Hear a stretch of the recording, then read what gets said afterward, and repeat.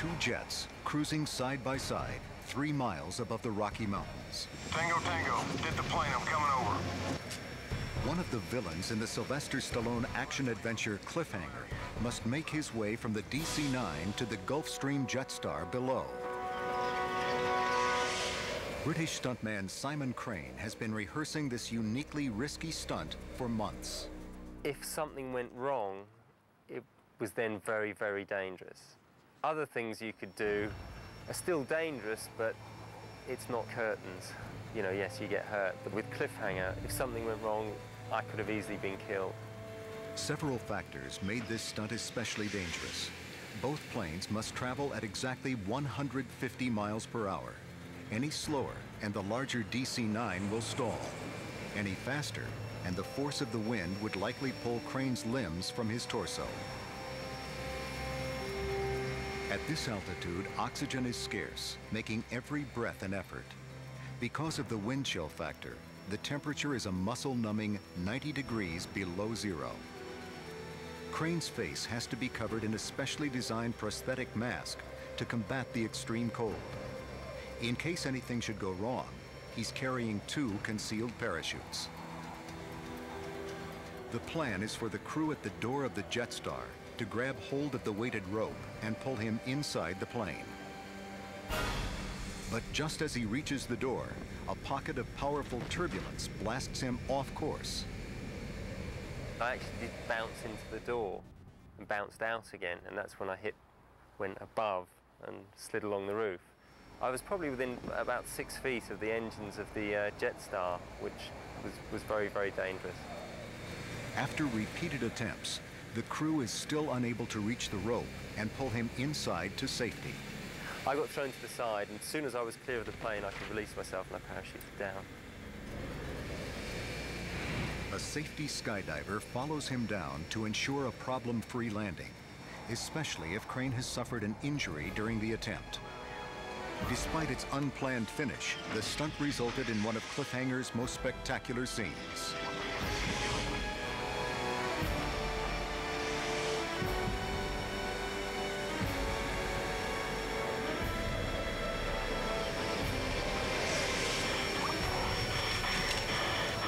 But Kraëyn wasn't fully satisfied. I would definitely do that stunt again, in that we know what went wrong on the actual shoot.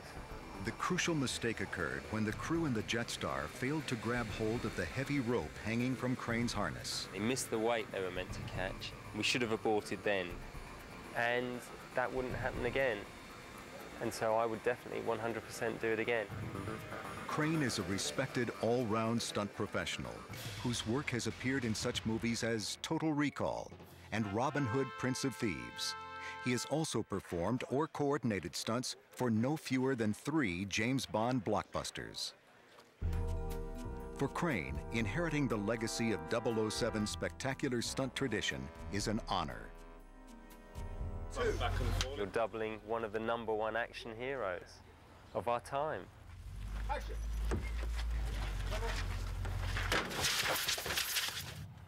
They're a stuntman's dream, in that you get to play with lots of toys, go to lots of different locations, and dream up great stunts. Stand by, Simon, stand by. And stand up, Simon, stand up. But as he found out working on this chase sequence for the climax of License to Kill, living up to 3 decades of Bond history can be physically challenging. Round again. For the scene in which Bond hijacks an oil tanker, Kraëyn rides on the back of a speeding truck under heavy aerial attack. There's a lot of pressure with James Bond films to come up with new ways of doing things. After the star, Timothy Dalton, steps in for his close-ups on top of the truck, the final edited sequence proves that the pressure is worthwhile.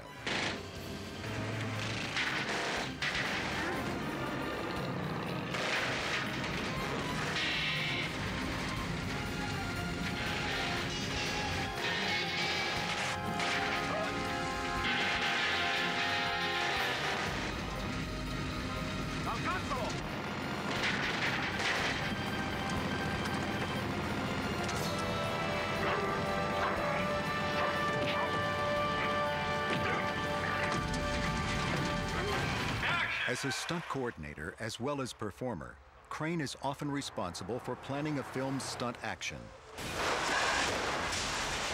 Among his many other coordinating credits, Kraëyn was the brains behind Pierce Brosnan's stunt-packed debut as Bond in GoldenEye.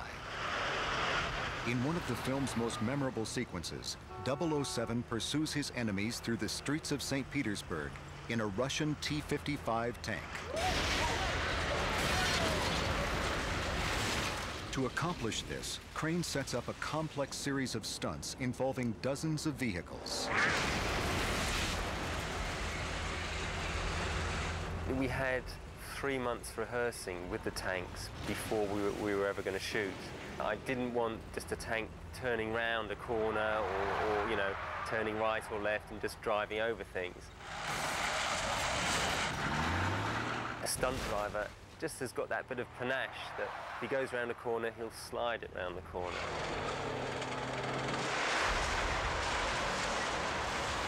If anything had gone wrong, the tank can't stop all that quickly. We were using a lot of cars and a lot of people in close proximity to the tank, and so that was a danger in itself. It takes 8 cameras to capture the action.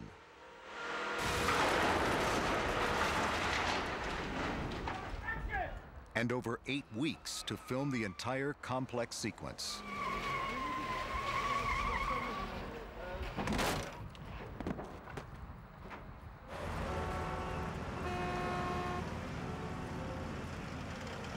The speed and position of every vehicle is critical.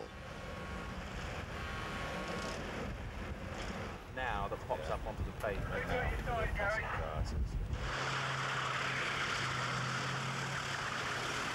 Every collision is carefully rehearsed and executed.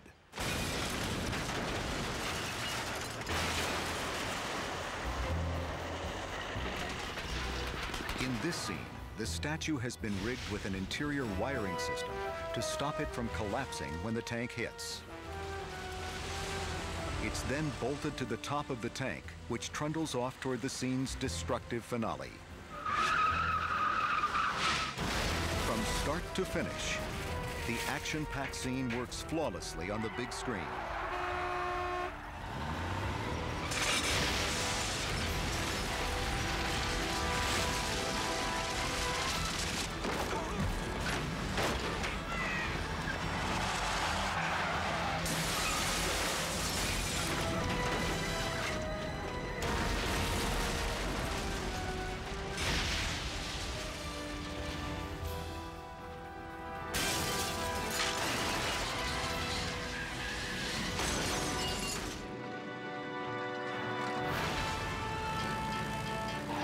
Bringing a cinematic hero to life, or performing heroic stunts of his own design, Sаймон Краэйн combines the daring spirit and technical expertise that helps Hollywood pump up its action scenes to intense new heights.